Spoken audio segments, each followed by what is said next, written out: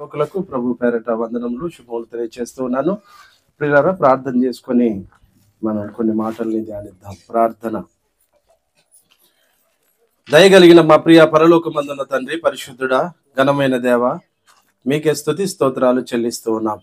ఈ దినమందు ఈ విధంగా మమ్మల్ని ప్రవేశపెట్టి మీ సన్నిధిలో మిమ్మల్ని స్తోత్రించడానికి, మీ దివ్య సంగతులను ఆలోచించడానికి ఇచ్చినటువంటి ఈ గొప్ప తరుణముకై, భాగ్యానికై మీకే స్తోత్రాలు చెల్లిస్తూ కొద్దిసేపు మీ యొక్క అమూల్యమైనటువంటి మాటలను మేము అనబడేటువంటి ఆత్మ జీవించులాగిన అయ్యా నా తండ్రి ధ్యానించిన ఎండగా మా బ్రతుకు పుస్తకము మీ యొక్క జ్ఞాన గ్రంథము అయినటువంటి సతివేద సాగరం ది బైబిల్లో నుంచి అయ్యా మీరే మాకు అర్థం చేయించి ముందుకు నడిపించమని పరిశుద్ధాత్మ తోడును నాకును అయ్యా ఉన్నటువంటి మీ పిల్లలందరికీ అనుగ్రహించి మీరే ముందుకు నడిపించమని క్రీస్తు పేరట అడిగి వేడుకొనుచున్నాము మా ప్రియ పరలోకమందున్న తండ్రి, ఆమేన్. క్రీస్తునందు ప్రియులైనటువంటి ప్రతి ఒక్కరికి మరొకసారి ప్రభు పేరట ఈ యొక్క నూతన సంవత్సరాన్ని దయచేసినటువంటి ఆ దేవుని నామాన్ని బట్టి శుభములు వందనములు తెలియజేస్తూ ఉన్నాను. నేటి నవనాగరిక ప్రపంచంలో సమాజం అంతా కూడా క్రైస్తవులు, క్రైస్తవేతరులైనటువంటి వారందరూ కూడా గత మాసం అయితే క్రైస్తవులైనటువంటి వాళ్ళంతా కూడా ఎంతో ఆనందంతో, సంతోషంతో వారి యొక్క కాలాన్ని వెళ్ళబుచ్చుతూ ఈ రోజు వరకు పరిగెట్టారు.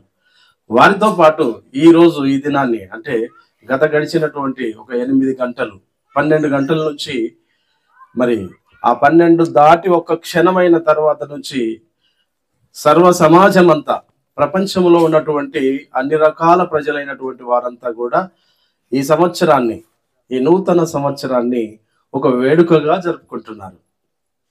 అదంతా కూడా మనకు విదితమే, మనం చూస్తూ ఉన్నాం.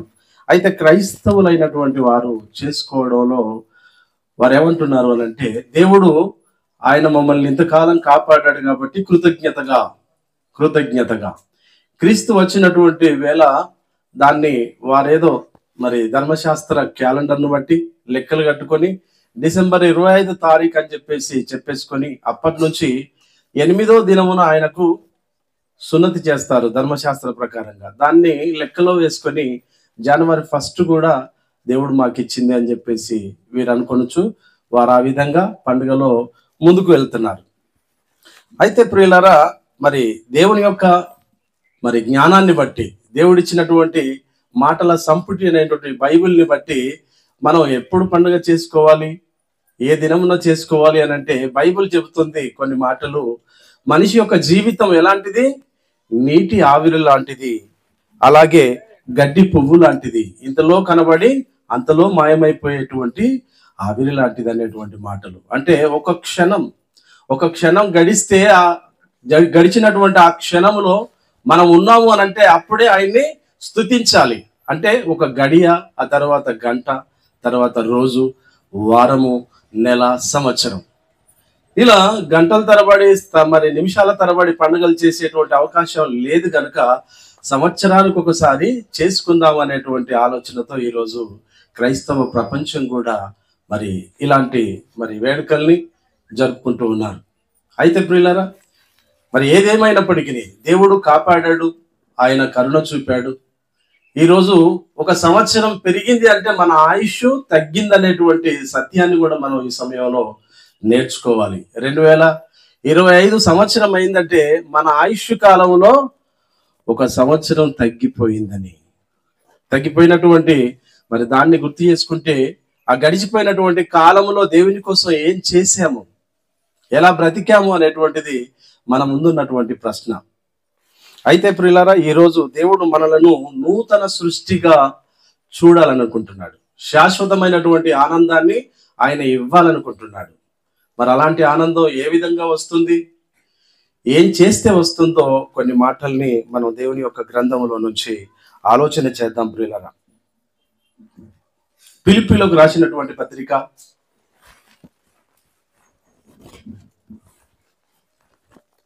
అపొస్తలుడైన పౌలు గారు ఫిలిప్పీలో ఉన్నటువంటి క్రీస్తు సంఘాన్ని ఉద్దేశించి తెలియచేస్తున్నటువంటి మాటల్ని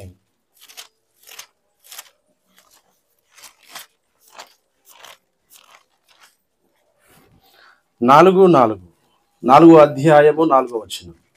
ఎల్లప్పుడూ ప్రభువునందు ఆనందించుడి, మరలా చెప్పుదును ఆనందించుడి. ఈరోజు ఒక ఆనందం రావాలంటే ఒక రైతును మనం ఆలోచన చేస్తే, పంట ఏడు బాగా పండితే ఇంటికి వస్తే దాన్ని బట్టి ఆయన సంతోషిస్తాడు. ఒక పెళ్లి కానటువంటి అబ్బాయి కానీ అమ్మాయి కానీ వారికి నచ్చినటువంటి వరుడు లేదా వధువు దొరికితే, ఆ విధంగా వివాహం తను అనుకున్నటువంటి విధానంలో జరిగితే సంతోషం ఉంటుంది. తల్లిదండ్రులైనటువంటి వారు వారి పిల్లలు ఒక మంచి పొజిషన్లో ఉండి వారు వీరిని చూస్తూ ఉంటే ఆ విధంగా సంతోషం అది ఎంతకాలం ఉంటుందండి? కొద్ది కాలమే ఉంటుంది. మరో ఏడు ఆ రైతుకు పంట రాకపోతే 2009-10 సంవత్సరంలో రైతులు మరి ఎంతో విలవిల్లాడిపోయారు. తుఫానుతో పంటలన్నీ నేలమట్టమైపోయాయి. ఆనాటి మరి ప్రభుత్వం వారిని ఆదుకోవడం వలన అప్పటికి కేవలం ఒక కంటి తుడుపులాగా ఎంతో కొంత ఇచ్చి వారిని ఆ విధంగా సంతృప్తి పరచడం జరిగింది. అంటే సంతోషం అనేది ఎలా వస్తుంది అని అంటే, ఇది అశాశ్వతమైనటువంటిది. ఇదంతా కూడా అశాశ్వతమైనటువంటిది. కొద్దిసేపు ఉండి ఆ తర్వాత మనకు ఆ సంతోషమే లేకుండా ఉండేటువంటి రోజులు మనం చూస్తూ ఉన్నాం. కానీ ఇక్కడ దేవుడు తెలియచేస్తున్నటువంటి మాటను బట్టి ఎల్లప్పుడూ క్రీస్తుని కలిగి ఉంటే సంతోషం ఉంటుంది అని అంటున్నాడు. ఆ క్రీస్తునందుండేటువంటి సంతోషము అది ఎల్లప్పుడు ఉంటుంది, శాశ్వత కాలం ఉంటుంది. మరి ఉండాలంటే ఎలా ఉండాలి? ఏ విధంగా ఉంటే ఆ శాశ్వత కాలమైనటువంటి సంతోషం మన సొంతం అవుతుంది అని అంటే, అదే పౌలు గారు రాస్తున్నారు. కొరింథీయులకు రాసినటువంటి మొదటి పత్రిక 2వ పత్రిక 5వ అధ్యాయము 17వ వచనాన్ని మనం చూడగలిగితే ఆ సంతోషాన్ని ఏ విధంగా మనం దక్కించుకోవాలో, ఎవడైనను క్రీస్తునందున్న ఎడల వాడు నూతన సృష్టి, పాతవి గతించను, ఇదిగో కొత్తవి ఆయను. దేవుని వలననేనవి. చాలు. ఏమంటున్నాడు? క్రీస్తునందు శాశ్వతమైనటువంటి ఆనందం కావాలంటే నేను నూతన సృష్టిగా మారాలి. నూతన సృష్టి అంటే ఈరోజు ప్రకృతి కొత్త సంవత్సరం వచ్చేసింది. ఏం మారింది? అంకి మారింది. కానీ ప్రకృతిలో కాలాలన్నీ అలాగే ఉన్నాయి, ఉన్నటువంటి పరిస్థితులు అన్ని కూడా అలాగే ఉన్నాయి. మరి క్రీస్తునందు నీకు శాశ్వతమైనటువంటి సంతోషం కావాలంటే నూతన సృష్టిగా ఉండాలంటున్నాడు. పాతవి గతించెను, ఇదిగో కొత్తవి ఆయను. పాతవి గతించిపోవడం అంటే, ఈరోజు మరి పంటలు పండాయి, వరి ధాన్యాలు ఇంటికి వచ్చేసాయి, బియ్యం అవి వడుస్తూ ఉంటాయి. మనం తీసినా కొద్దీ అయిపోతూ ఉంటాయి. అవన్నీ అయిపోగా మరలా కొత్తవి అందులో రావాలి. ఆ కొత్తది దైవ సంబంధమైనటువంటి నీతి, దేవుని సంబంధమైనటువంటి సత్యము, చిత్తము. అదేదో కూడా మనం చూద్దాం. మరి రోమియోలకు రాసినటువంటి పత్రిక 12వ అధ్యాయము 2వ వచనంలో ఆ నూతన సృష్టిని ధరించుకోవడానికి ఏం చేస్తే ఆ శాశ్వతమైనటువంటి ఆనందం దక్కుతుంది, అది దక్కడానికి నూతనంగా మనం మారేటువంటి విధానాన్ని కూడా తెలియజేస్తున్నాడు. 12వ అధ్యాయం 2వ వచనం.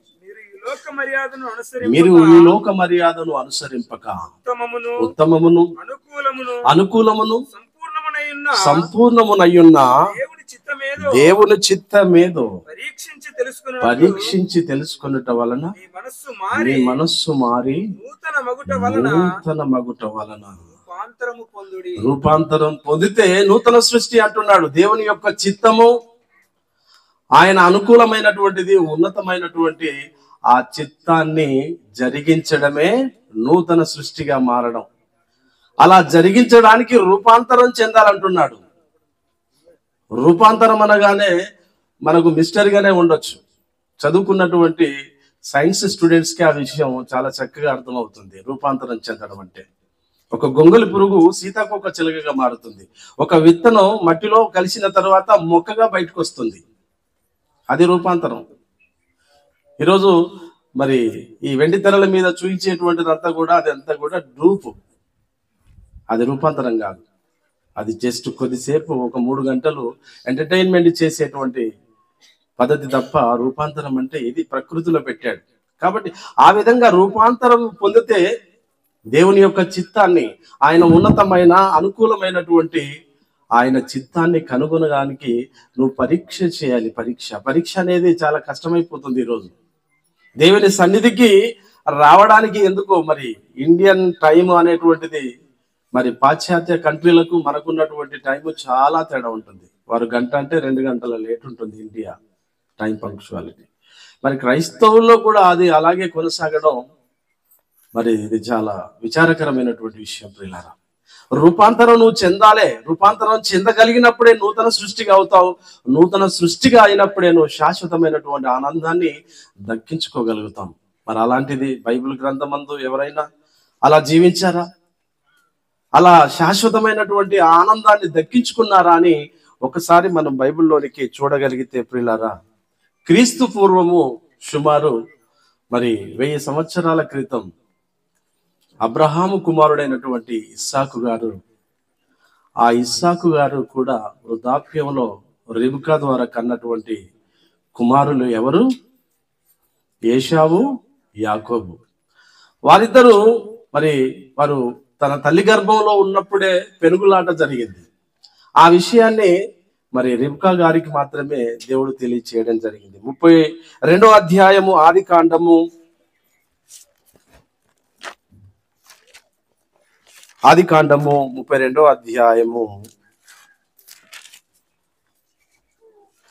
ఆనందాన్ని దక్కించుకోవడానికి 22వ వచనం.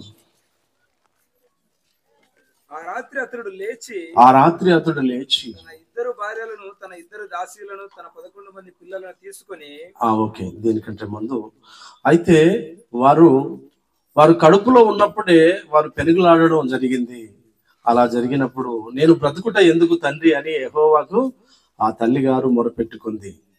అంటే కడుపులోనే ఉండగానే యాకోబు గారు నేనే మొదట వెళ్ళాలి అనేటువంటి దానికి సూచనగా ఆ ఏశావు బయటకు వచ్చిన తర్వాత తన మడమెను పట్టుకొని తన తమ్ముడు లేక యాకోబు గారు వచ్చారు. అంటే జ్యేష్ఠత్వాన్ని ఎట్లాగైనా సరే నేను దక్కించుకోవాలనేటువంటి ఆలోచన అప్పటి నుంచే తనకుంది.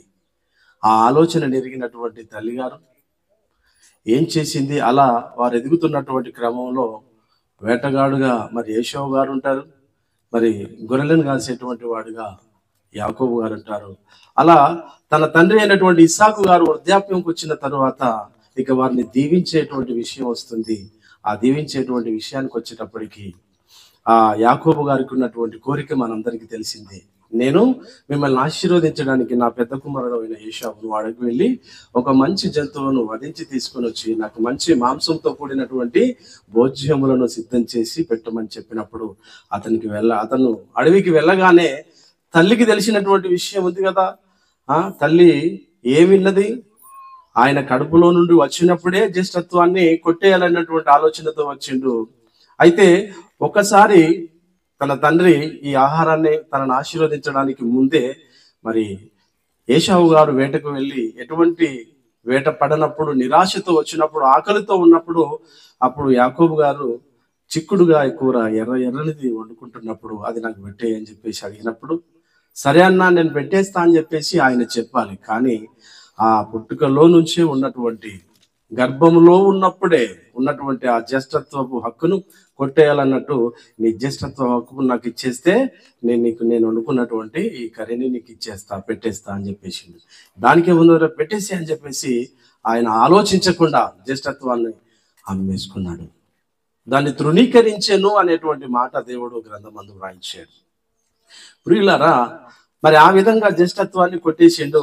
ఆ తర్వాత ఆశీర్వాదాలకు వచ్చేటప్పటికి ఇక తల్లిగారు తన కుమారుణ్ణి ఆమె పురమాయిస్తూ ఉంటుంటది, మాట్లాడుతూ ఉంటుంటది. నువ్వు వెళ్ళు, మందకు వెళ్ళి ఒక మంచి మేకను వధించి తీసుకొచ్చేసి నువ్వు పెట్టంటే, అమ్మా ఒకవేళ నాకు ఆశీర్వాదంకు బదులు శపిస్తాడేమో నా తండ్రి, శాపం వస్తుందేమో అనేటువంటి భయపడ్డప్పుడు ఆ శాపం ఏదైనా ఉండును గాక నాకే వచ్చిన నువ్వైతే కానీ నాయన అని చెప్పేస్తే ఆయన త్వరగా సిద్ధం చేసుకొని ఆ అన్న వేషాన్ని ధరించుకొని వచ్చేసి ఆ ఆశీర్వాదాలన్నిటిని కొట్టేస్తాడు. ఈరోజు అప్పటి నుంచి ఇప్పటి వరకు తల్లిదండ్రులు అనేటువంటి వారు తమ పిల్లల్ని ఆశీర్వదించడం ఒక ఆనవాయితీ వస్తుంది. అది ఆశీర్వాదమే. అది శాశ్వతమైందా అని అంటే అలా కాదు. అలా మరి ఇప్పుడు మనం 32వ అధ్యాయం 22వ వచనాన్ని చూడగలిగితే అలా కొట్టేశాడు, జ్యేష్ఠత్వపు హక్కును కొట్టేశాడు. ఆయన తల్లి గర్భంలో ఉన్నప్పుడే అతడు లేచి తన ఇద్దరు భార్యలను తన ఇద్దరు దాసీలను తన 11 మంది పిల్లలను తీసుకుని ఎబ్బోకు రేవు దాటిపోయి యాకోబు వారిని తీసుకుని ఆ ఏరు దాటించి తనకు కలిగినదంతయు పంపివేశాను. అంటే తన అన్న యొక్క జ్యేష్ఠత్వాన్ని కొట్టేసిన తర్వాత ఇక అన్న నన్ను చంపుతాడని తెలిసి ఆ తల్లిదండ్రులు ఏం చేస్తారు, మీ మామ దగ్గరికి వెళ్ళిపో అని చెప్పేసి సుదూర ప్రాంతమైనటువంటి లాబాను ఉన్నటువంటి దేశానికి పంపించేస్తారు. అక్కడికి వెళ్ళి ఆయన లేయాను ఆ తర్వాత మరి రాహేల్ను వివాహం చేసుకుని ఇక దాసీలనంతా కూడా అక్కడ దేవుడిచ్చినటువంటి ఆశీర్వాదం అంత ఇంత కాదు, చాలా గొప్పగా ఇస్తాడు.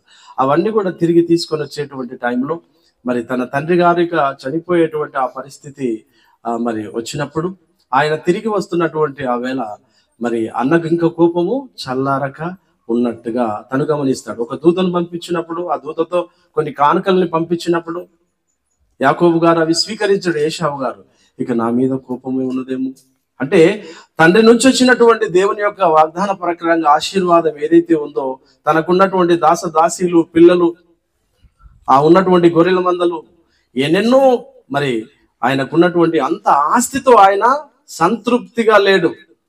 సంతృప్తిగా ఉన్నాడా ఉంటే ఇదిగో ఈ విధంగా ఉండడు ఆయన పరిస్థితి. ఇంకా అలాగే కంటిన్యూ చేస్తే ఆయన ఒంటిగానే ఉండిపోతాడు. చూడండి యాకో ఎన్నో వచ్చినాం, అది 24వ వచనము. యాకోబు ఒక్కడు మిగిలిపోయెను, ఒక నరుడు తెల్లవారు వరకు అతనితో పెనుగులాడెను. శాశ్వతమైనటువంటి ఆనందం, శాశ్వతమైనటువంటి ఆనందం. ఆనందించుడి, మరలా చెప్పుదును మీరు ఆనందించుడి అనేటువంటి ఆ మాటను బట్టి క్రీస్తునందు మాత్రమే ఆ శాశ్వత ఆనందం ఉంటుంది. అది ఎలా వస్తుందో ఇదిగో ఈ భక్తులు తమ జీవితాలలో చూయించారు. భౌతిక సంబంధమైన భూ సంబంధమైన ఎన్నో ఆశీర్వాదాలు మనకున్న అది శాశ్వతమైనటువంటి ఆనందం కాదు. ఆయనకున్నటువంటి ఆస్తి ఎంత అండి, ఆయనకున్నటువంటి దాసీలు కడుపు నిండా పిల్లలు లేరనేటువంటి ఆయనకు ఆరాటం లేదు, ఆ యొక్క అశాంతి లేదు, అన్నీ ఉన్నా కానీ ఆయన ఒంటిగానే మిగిలిపోయాడు. ఎందుకు? శాశ్వతమైనటువంటి ఆ ఆనందాన్ని దక్కించుకోవడానికి, శాశ్వతమైనటువంటి సంతోషాన్ని దక్కించుకోవడానికి ఒక నరుడితో దేవదూతను నరుడిగా అక్కడ మరి ప్రస్తావించడం జరిగింది. హోషేయ గ్రంథం 12:34లో హోషేయ గ్రంథము 12వ అధ్యాయము 34వ వచనంలో మనం చూడగలిగితే ప్రియులారా అక్కడ ఆ దేవుడితోనే పోరాడాడు అనేటువంటి మాట చెబుతున్నా కూడా ఆడ విస్పష్టంగా దేవుడు తెలియచేశాడు అది దూత అని. హోషేయ గ్రంథము 12వ అధ్యాయము 24వ వచనం.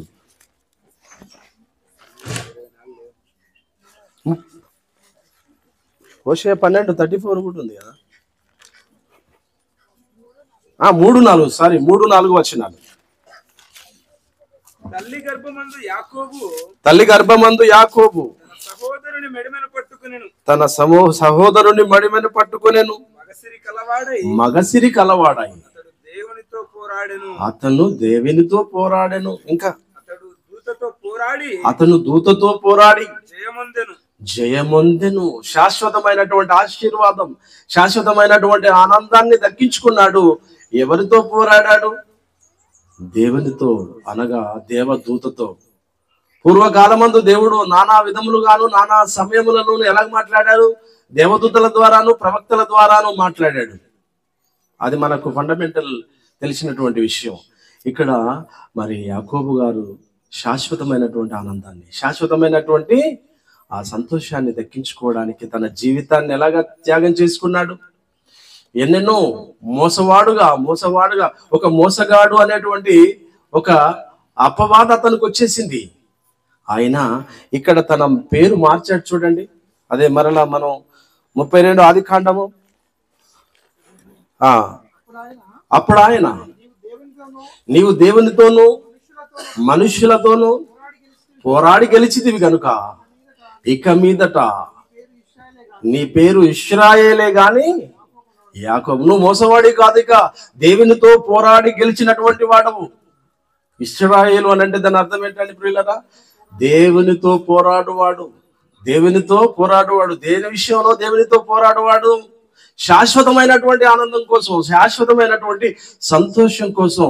అందుకోసం నేను ఏమైనా పోయినా పర్వాలేదు, నాకున్న వాళ్ళంతా ఎక్కడికి వెళ్ళినా పర్వాలేదు, నన్ను చేర్చుకున్నా చేర్చుకోకపోయినా కూడా నాకు అవసరం లేదు, కానీ మీతో నేను పోరాటం చేస్తాను. మీరు ఇచ్చేటువంటి ఆ శాశ్వతమైనటువంటి ఆ సంతోషము, శాశ్వతమైనటువంటి ఆ ఆశీర్వాదం కోసం నేను మీతో పోరాడి గెలుస్తానని గెలిచాడు. కనుక ఇశ్రాయేలు ఈరోజు ప్రపంచ పటంలో మనం చూడగలిగితే ప్రపంచంలో నడిబొడ్డున ఉన్నటువంటి ఇశ్రాయేలు, అదే ఇశ్రాయేలు దేశంలో నుంచి ఈరోజు మనకు రక్షకుడు, మనకు రాజు, మనకు ఆద్యుడు, మనకు ముక్తి ప్రదాత అయినటువంటి క్రీస్తు యేసు వారు వచ్చారనేటువంటి సంగతి మనం విన్నాం కదా. మరి అలాంటి ఆ ప్రాంతంలో ఆ దేవుని యొక్క మరి దాసులైనటువంటి వారు, దేవుని యొక్క భక్తులైనటువంటి వారు శాశ్వతమైనటువంటి ఆనందాన్ని దక్కించుకోవడానికి వారు పడినటువంటి ఆ కష్టము, ఆ పనులు ఎంత గొప్పవి. ఈరోజు క్రైస్తవులుగా ఉన్నటువంటి మనం పండుగలకు మాత్రమే మనం మరి ప్రియులారా ఆయన సన్నిధికి ఉన్న ఫలంగా మరి మనం కనబడితే కుదరదు ప్రియులారా. ఎందుకంటే దేవుని యొక్క సన్నిధి అనేది శాశ్వతం. ఈరోజు ఉన్నటువంటి ఈ ఆనందం, ఈ సంతోషం ఒక 2, 3, 4 గంటల్లో హరించిపోతుందేమో, కానీ శాశ్వతమైనటువంటి ఆనందం నీకు నాకు కావాలంటే మన పూర్వులైనటువంటి, మన పితరులైనటువంటి ఆ భక్తులు తమ జీవితాలలో చూపించినటువంటి ఆ త్యాగాలను, వారు చేసినటువంటి ఆ పోరాటాలను, దేవునితో పోరాటం చేశారు. ఈరోజు దైవ సన్నిధికి రావాలంటే ఎన్నెన్నో ఆటంకాలు, మనకు ఎన్నెన్నో ఇబ్బందులు ఉన్నటువంటి ప్రతికూలమైనటువంటి పరిస్థితులు. అబ్రహాం మాత్రం నేను చెబుతున్నటువంటి దేశానికి నువ్వు వెళ్ళు అనగానే మారు మాట పలకకుండా ఉన్న ఫలంగా ఉన్నవారిని, ఉన్న దేశాన్ని అందరిని వదిలి ఆయన వెళ్ళిపోయాడు. గనుక ఆయన దేవునికి స్నేహితుడని పిలువబడ్డాడు. ఈరోజు మనమంతా ఎలా పిలువబడుతున్నాం? మనమంతా ఏ విధంగా జీవిస్తూ ఉన్నాం ఆ కన్న తండ్రి ఎదుట? ఆ శాశ్వతమైనటువంటి ఆనందం కోసం పరితపించిపోతున్నామా?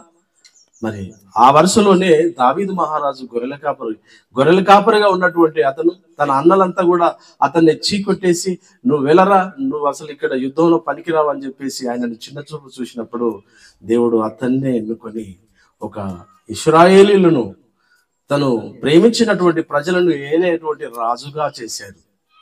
అలాంటి ఆ మహానుభావుడు ఒకే ఒక విషయంలో తప్పిపోయాడు. ఆ తరువాత అక్కడి నుంచి ఎప్పుడు కూడా తప్పిపోకుండా ఆయన గొప్పగా దేవుని కోసం గొప్పగా బ్రతికాడు.